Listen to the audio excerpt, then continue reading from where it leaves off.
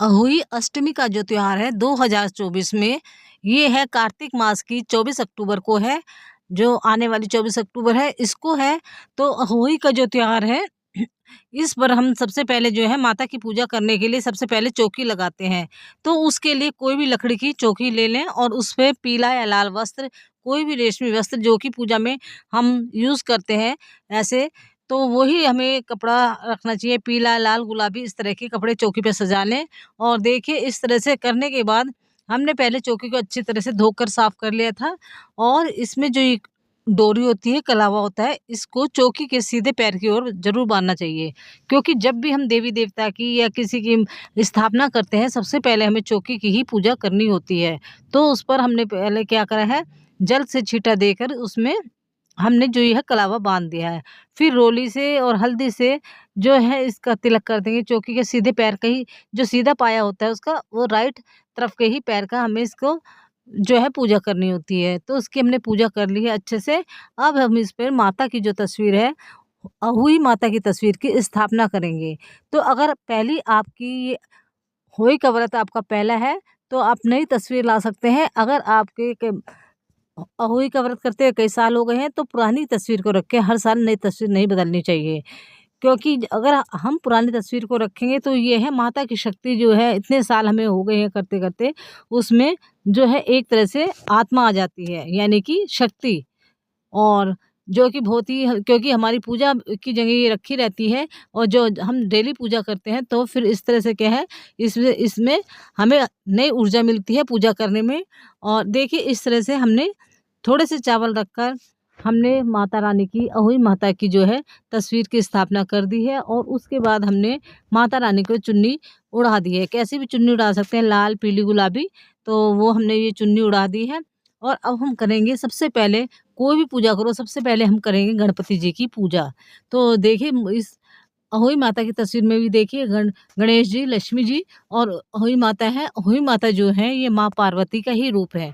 तो देखिए हम 3 बार ओम गण गणपतिये नमः या कोई भी गणेश जी का मंत्र, ओम श्री गणेशाय नमः, इस तरह कहकर 3 बार गणपति जी की और 3 बार माँ लक्ष्मी की, तो इस तरह से ये जल के छींटे देंगे। जल के छींटे देने का मतलब ये होता है कि हमने उनका जो है स्नान आदि जो से है उन्हें पवित्र कर दिया। तो इस तरह से हम 3-3 बार जल के छींटे देंगे और जल के छींटे देने से पहले हमने जल में जो है गंगा जल थोड़ा-सा मिला लिया है और थोड़े से चावल के दाने भी डाल दिए हैं, क्योंकि जल को खाली नहीं रखा जाता है। और तो इसलिए हमने इसमें जल वो डाल दिया है। और जिस भी पात्र में यानी कि लोटे में हम जो जल लेते हैं उसमें ओम या स्वास्तिक बना देना चाहिए, क्योंकि ये शुभ मंगल का प्रतीक होता है। हम शुभ कार्य करने जाते हैं कोई तीज पर, त्योहार पर, तो अपने जो कलश होते हैं या पात्र होते हैं उन पर ओम या स्वास्तिक अवश्य बनाएं। तो ये देखिए इस तरह से मैंने लुटिया में भी जिसमें जल लिया है पूजा करने के लिए उसमें ओम बना दिया है और इसके जल के अंदर मैंने थोड़ा गंगा जल मिला लिया था और थोड़े चावल के दाने। और इस जल को, ये लोटे को हमने माता के दाईं तरफ रख दिया है, क्योंकि इससे ही सभी देवी देवताओं की अब पूजा होगी। और इसके बाद हमने दीपक तैयार कर लिया है। दीपक हम मिट्टी का या जो डेली यूज़ करते हैं वो कोई सा भी ले सकते हैं साफ़ सुथरा करके। और हमने लगा दी है लंबी बाती, क्योंकि देवी की पूजा में लंबी बाती लगाई जाती है। और इसमें तिल का तेल या गाय का घी हम दीपक में भरें। और अब हम करेंगे इसके बाद दीपक की पूजा। तो विधिवत जब हम चौकी लगाते हैं, पहले सभी देवी देवताओं की, चौकी की, दीपक की, तो उस कलश की, सबकी पूजा होती है और उसके बाद माता रानी की पूजा होती है। तो इसके लिए भी हमने सबसे पहले क्या करा है, जल के छींटे देकर दीपक की भी पूजा कर दी है और इस चावल लगा दिया है, रोली लगा दिया है और फूल चढ़ा दिया है। तो दीपक की पूजा करने का मतलब है हम अग्नि देवता का आह्वान कर रहे हैं, यानी कि हमारे दीपक को प्रज्वलित करें और हमें आशीर्वाद दें, जिससे हमारे जो जीवन में है शुभ मंगल कार्य होते रहें। इस तरह से हमें विधि विधान से बारी-बारी से सभी की पूजा करनी है। तो इस तरह से हम सब पूजा करेंगे तो हमें जो है अपनी पूजा का फल बहुत अधिक मिलता है और बहुत जल्दी शीघ्र मिलता है। इस तरह से हमने गणेश भगवान की पूजा करनी है, इसी तरह से लक्ष्मी की, माता रानी की पूजा करनी है। सबसे पहले हर पूजा पाठ में गणेश जी की पूजा होती है। जल के छींटे हमने 3 बार दे दिए गणेश जी को, ओम श्री गणेशाय नमः, ओम श्री गणेशाय नमः कहकर, और उसके बाद तिलक कर दिया है। और इसी तरह से माँ लक्ष्मी को जल के छींटे लगाकर 3 बार फिर हमने ओम श्री महालक्ष्मी नमः, ओम श्री महालक्ष्मी नमः, ओम श्री महालक्ष्मी नमः कहकर माता रानी का भी तिलक कर दिया है। और इस तरह से माता रानी पर भी और गणेश जी पर भी हमने जो है फूल चढ़ा दिए हैं और जो है अक्षत चढ़ा दिए हैं, यानी कि चावल। जब भी हम चावल चढ़ाएं पूजा में, तो चावल जो है साबुत होने चाहिए, टूटे फूटे नहीं होने चाहिए। तो पूजा में हमेशा साबुत चावल का ही हम यूज़ करें। तो देखिए, गणेश जी की भी पूजा हो गई है हमारी, लक्ष्मी जी की भी हो गई, अब आती है माँ गौरा यानी पार्वती यानी कि अहोई माता की पूजा। तो हमने इन्हें माता रानी को भी जल के छींटे दे दिए हैं माता गौरी का स्मरण करके, और उसके बाद माता रानी का तिलक कर दिया, और फिर माता रानी के श्री चरणों में हम फूल चढ़ा देंगे। तो इस तरह से विधिवत हमने पहले सारी पूजा कर ली है। और अभी ये जो हम पूजा कर रहे हैं, चौकी लगाने की पूजा है, और जो कि सुबह के टाइम की जाती है। शाम को पूजा बाद में होगी, ये सुबह की पूजा है जिस टाइम की हम चौकी लगाते हैं और माता रानी की इस पर स्थापना करते हैं। और इसी के साथ होती है, सुबह के टाइम ही हो जाती है। आप 9-10 बजे तक या 11-12 बजे तक किसी टाइम भी कर सकते हैं। और इसके साथ ही अब होगी दोगड़ की स्थापना और कलश की स्थापना। तो ये देखिए, और साथ में ही हम फल मिठाई कुछ भी माता की लिए रख सकते हैं भोग के लिए। और अभी हमने चौकी पर ये है फल रख दिए हैं। आप 2 फल रख सकते हैं, 5 फल रख सकते हैं, ये आपकी श्रद्धा है। और कुछ मिठाई, बतासे कुछ भी हो, मीठा भी रख सकते हैं। तो इस तरह से, क्योंकि जो है जब हम माता की चौकी लगाते हैं तो खाली नहीं छोड़ा जाता है। वो भोग के लिए कुछ ना कुछ सामग्री सुबह के टाइम भी लगाई जाती है, रखी जाती है। क्योंकि शाम को तो हम जो भोजन बनाएँगे तो उसका भोग तो माता रानी को लगेगा ही, उसके बाद ही हमारा जो है व्रत खुलता है। तो इसलिए सुबह के वक़्त हमने फल-फूल रख दिए हैं माता रानी के भोग के लिए। और इस तरह से ये चौकी की स्थापना के साथ माता रानी की जो है पूजा हमने विधिवत कर दी है। अब होगी हमारी दोगड़ की स्थापना। जब 2 लोटे रखते हैं कलश के ऊपर, छोटा कलश, और यानी कि तब उसे कहते हैं दोगड़, या कलश भी कहते हैं।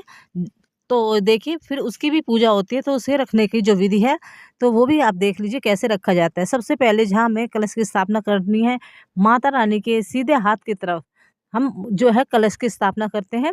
तो उसके लिए सबसे पहले हमने जो है उस जगह को अच्छे से साफ कर लिया है, और फिर उसके वहाँ भी 3 छींटे, 3 बार छींटे या 5 बार छींटे दो गंगा जल के मिले जल से। और धरती माता की हमने जो है पूजा कर ली है, और उस पर हमने थोड़े से अक्षत चढ़ा दिए हैं, और माता रानी से आशीर्वाद ले लिया धरती माता से।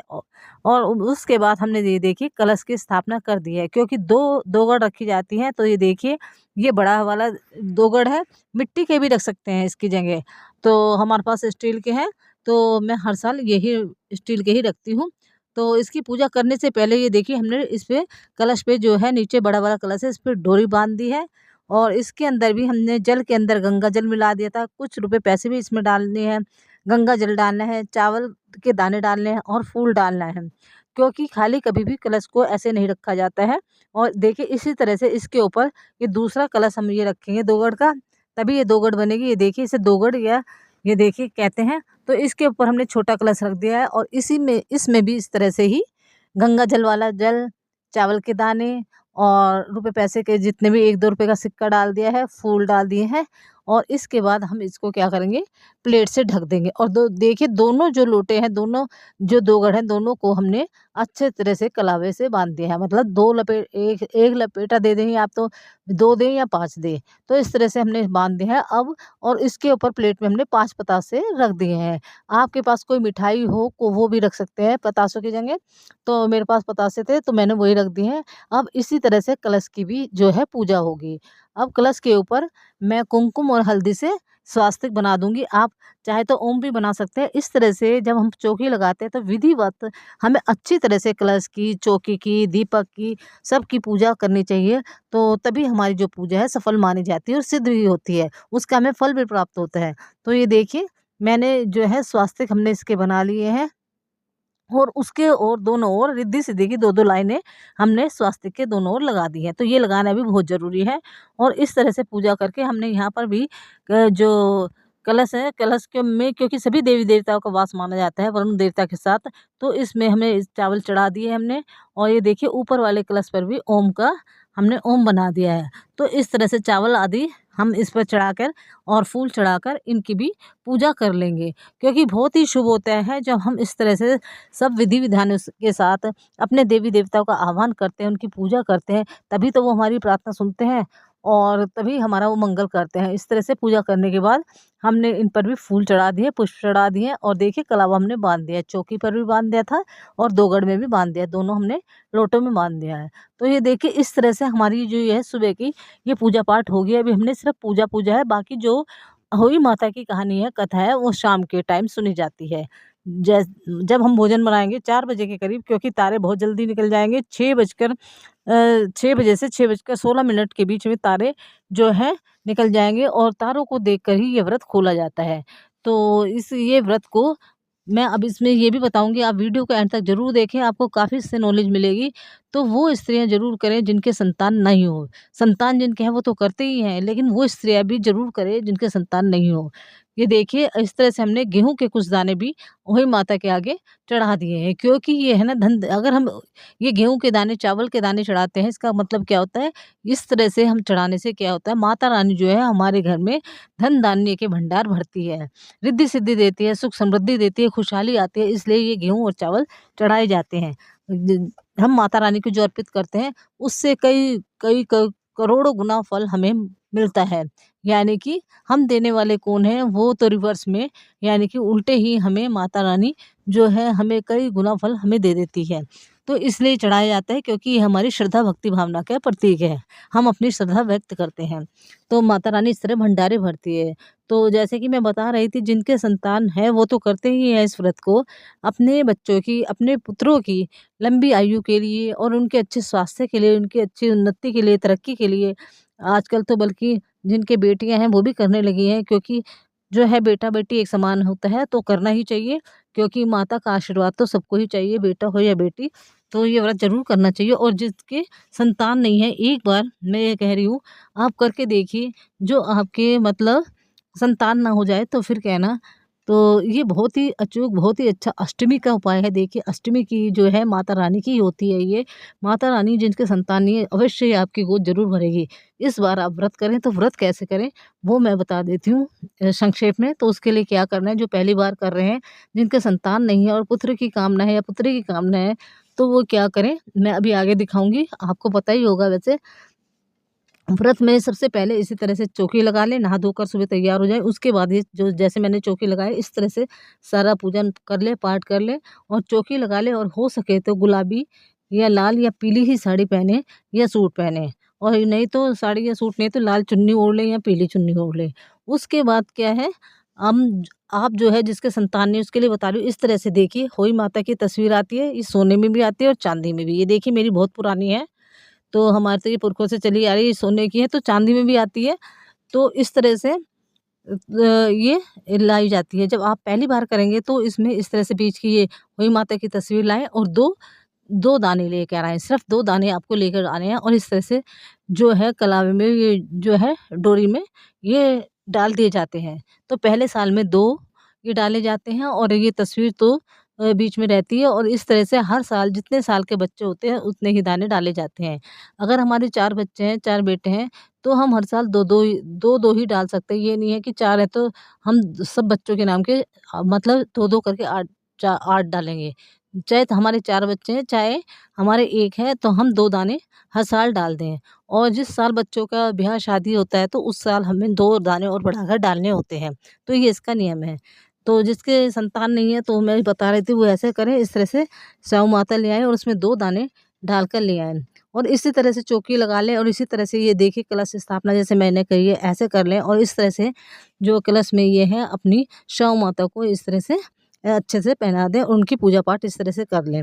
अच्छी तरह से करने के बाद और हाथ में जो है 8 गेहूँ के दाने ले लें, और माता के आगे झोली फैलाकर अपनी झोली में गेहूँ के दाने रख कर, और माता के आगे ये स्याऊ रखकर जैसे मैंने रखी है, ये तो इस तरह से कि माता ये तेरे हाथ में, मेरा कुछ नहीं है, इस तरह से प्रार्थना करें, मेरा कुछ नहीं है, सब कुछ तेरे हाथ में है। तो मैं आपकी आज्ञा से, आप मुझे आशीर्वाद देना ही होगा, तो मैं ये होली का व्रत कर रही हूँ। अगले साल मेरी गोद में आप संतान जो है अवश्य देना। तो माता के आगे गिड़गिड़ाएँ, माता से विनती करें, तो देखना अगले साल आपकी गोद में ज़रूर बेटा या बेटी होगी, और फिर आप अपनी संतान के साथ इस व्रत को करेंगे। तो ये आज़माया है, अगर आप विश्वास के साथ करेंगे तो आपकी जो ये मनोकामना अवश्य ही पूरी होगी। ज़रूर करें इस उपाय को, क्योंकि अष्टमी का जो होता है, जो भी उपाय कर लें तो वो बहुत ही जल्दी जो है फलीभूत होता है। निराश हुए की आशा पूरी करती है माता अष्टमी। तो ज़रूर करें, और इसी तरह से देखिए, और जब इस तरह से कर लेंगे तो शाम को क्या है, फिर जो हम खाना-वाना बनाते हैं इसमें, तो किसी के यहाँ कच्चा बनता है, किसी के यहाँ पक्का। तो ये है, किसी के यहाँ दाल-चावल वग़ैरह, तो जो भी ये तो खाने में आप अपनी इच्छा से कुछ भी बना सकते हैं। तो जो भी खाना बनाएँ और हलवा ज़रूर बनाएँ उसमें, और फिर माता रानी का भोग लगेगा इस तरह से ही। पहले गणेश जी का, फिर लक्ष्मी माता का, फिर होई माता का, इस तरह से शाम को हम जो है एक वो ले लेंगे गाय का उपला। अभी दोपहर है, शाम नहीं है, नहीं तो मैं वो भी दिखाती। तो गाय के उपले को जलाकर उसकी हम क्या बना लेंगे, अग्यारी। तो उसमें हम जो भोग माता रानी के लिए बनाएँगे, खाना बनाएँगे, तो उसमें पहले माता रानी का भोग लगाकर फिर उस अग्यारी में हम डालेंगे, यानी कि अग्नि में डालेंगे, तो माता रानी का भोग जो है लग जाएगा। और जो ये थालियाँ है ये, और साथ में ही हम अपने बड़े बुजुर्गों को देने के लिए वायना निकालते हैं, साड़ी निकाल लें, आप कोई भी कपड़ा निकाल लें, कमीज़, पैंट, कुछ भी जो आप देना चाहें, तो वो निकाल के और उसपे कुछ दक्षिणा रखकर, फल-फूल आदि जो भी आपकी इच्छा है, तो उसे शाम को जब हम कथा कहते हैं, इसकी जो कहानी की जो किताब है वो बाज़ार से मिल जाती है। जिस टाइम आप शाम को खाना बना लें और फिर माता रानी के आगे वो थाली लगा कर रखें, और इस तरह से जो बायना इसे कहते हैं, जो कि मैंने निकाल रखे हैं कपड़े वग़ैरह और दक्षिणा रख रखी है, फल-फूल जो आपकी इच्छा हो, मिठाई वग़ैरह रख सकते हैं। सबसे पहले माता रानी का भोग लगाएँ, फिर उसके बाद आपके घर में जो भी बुज़ुर्ग हो, सास हो, जेठानी हो, नंद हो, तो उन्हें दे सकते हैं। अगर वो भी नहीं हो तो पंडितानी को, मंदिर में जाकर भी हम ये दे सकते हैं अपना बायना। तो ये ज़रूर निकालें, ज़रूर दें, और अपनी इच्छा के अनुसार कम या ज़्यादा दे सकते हैं।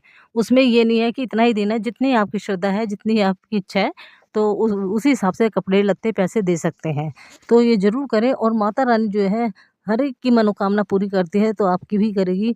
तो ये मैं तो यही कहूँगी कि इस व्रत को हर महिला को करना चाहिए, और इसका जो है जो फल है, अगर हम उपाय को करेंगे, बहुत ही जल्दी शीघ्र अतिशीघ्र मिलता है। तो ये देखिए और अच्छी तरह से करें, भगवान हर एक के जीवन में खुशियाँ लाए, जिनके संतान नहीं है उनको माता रानी संतान दे, अवश्य दे, पुत्र दे या पुत्री दे, किसी की झोली खाली ना रखे, सभी को आशीर्वाद दे और मुझे भी आशीर्वाद दे। जय माता की। जिन्होंने मेरे चैनल को सब्सक्राइब नहीं किया है, तो माता रानी की कृपा से मेरे चैनल को ज़रूर से ज़रूर सब्सक्राइब करें। माता रानी आप सबका भला करे और साथ में मेरा भी। जय माता की।